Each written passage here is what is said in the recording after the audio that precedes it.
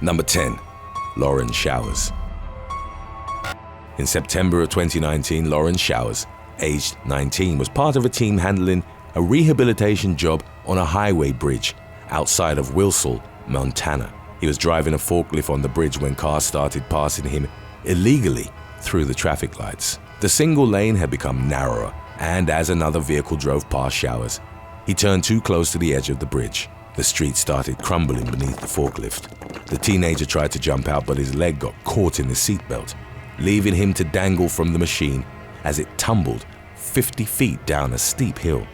The forklift rolled 3 times, and even though Schauers had desperately tried to stay on top, he was eventually thrown from it, coming to a stop at the bottom of the hill.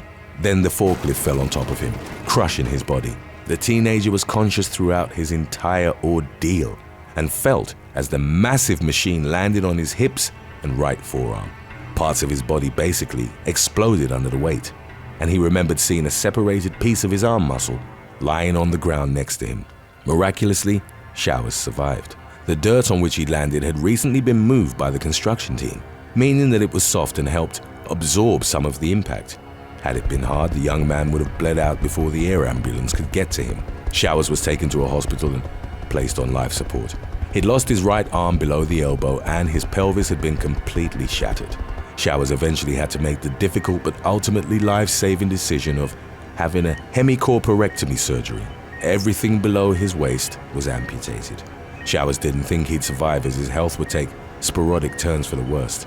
He and his girlfriend, Sabia Reich, whom he'd been dating for 18 months, said their final goodbyes several times during his first month of hospitalization. However, after he was transferred back to a Montana hospital, he recovered at an incredibly fast rate and was eventually sent home. Schauers adapted to his new life, which involved a wheelchair and a series of prosthetics. Reich stood by his side, and they eventually got engaged. Number 9. Brandon Lee VANDYKE. In May of 2020, police in Phoenix City, Alabama, responded to a call at a lumber yard after one of the workers suffered a gruesome wood chipper accident. Brandon Lee VANDYKE, age 34, had gone to Phoenix Lumber Company after the machine had become jammed. He was in the process of clearing the blockage shortly before 5 a.m. when he got tangled and pulled inside. The wood chipper's blades wrought havoc on his body, ripping out chunks of bone and muscle tissue. When first responders arrived at the lumber yard, they found his partial remains by the machine.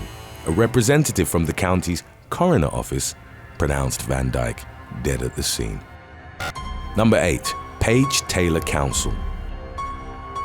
Shortly before Christmas 2020, Australian woman PAIGE Taylor Councel suffered fatal injuries after she was struck by heavy machinery at the mine where she worked. 6 months prior to the incident, Councel had started working at the Big Bell gold mine in Western Australia. Following a career shift from the childcare industry, the 25-year-old family claimed that she was happy at her new job, as she was following in the footsteps of her father, who had also been a gold miner. On December the 14th, Councel was hit by a truck while working in the underground tunnels.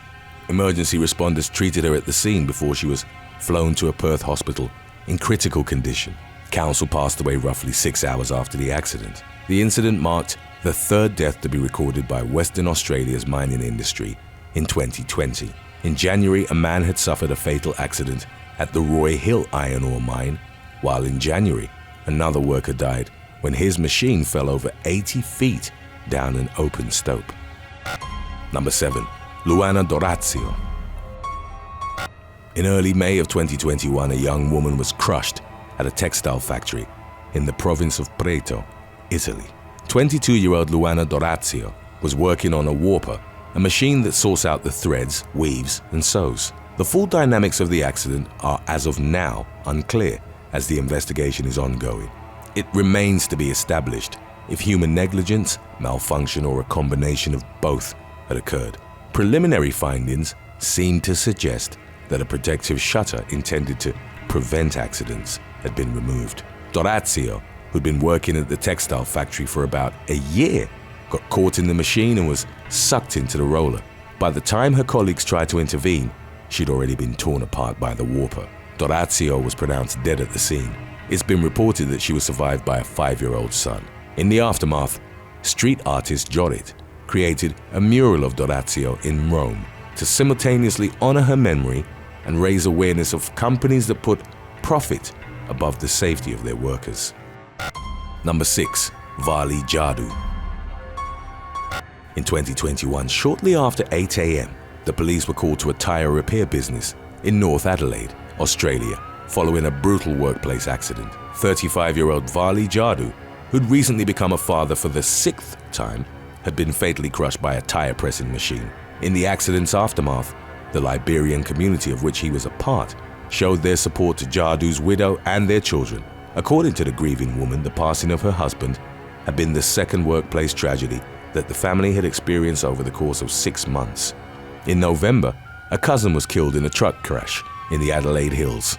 The incident resulted in manslaughter charges for the man's employers after it was revealed that many of their trucks had had severe maintenance deficiencies. Number 5. Brendan Stokes.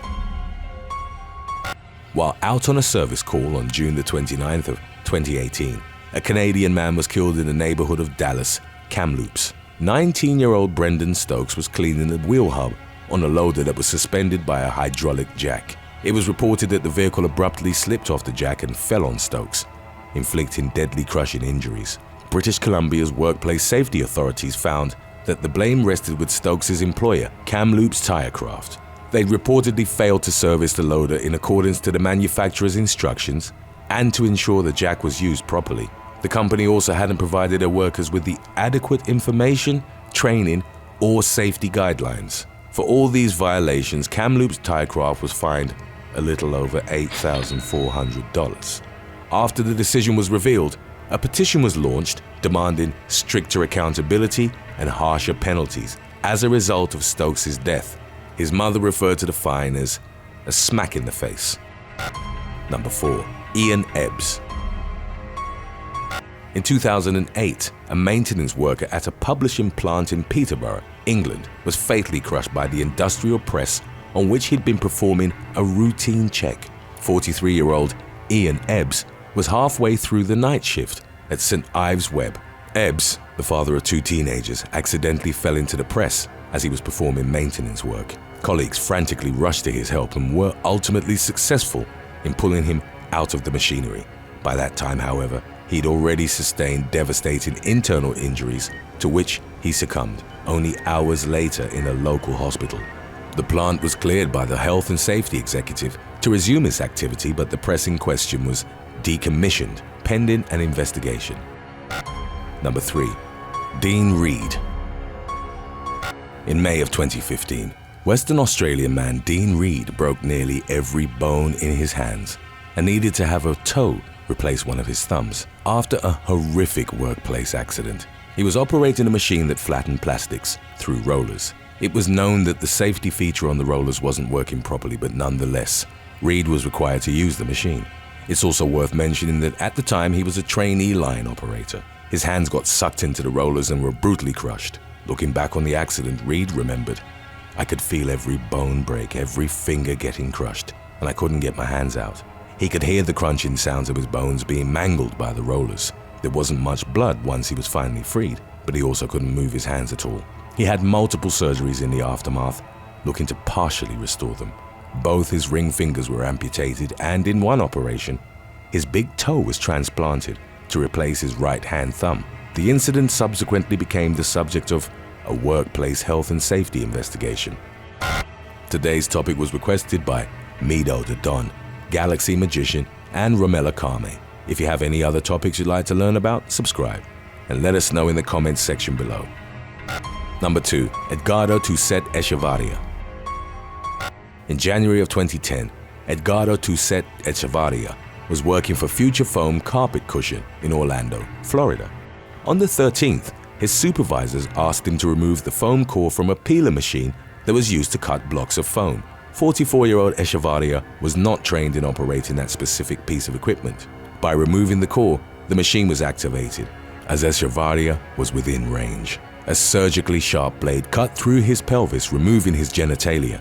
Echevarria was left in critical condition and subsequently sued the company once it emerged that the employees had removed a protective guard from the peeler. The suit alleged that he was virtually cut in half, and aside from negligence claims, Echevarria also sought punitive damages for medical expenses disfigurement, and loss of enjoyment of life. Number 1. Hugo Avalos Shannon. In 2013, a southeast Portland man died from what was reported as blunt force injuries and chopping wounds after falling in an industrial blender at a meat processing plant.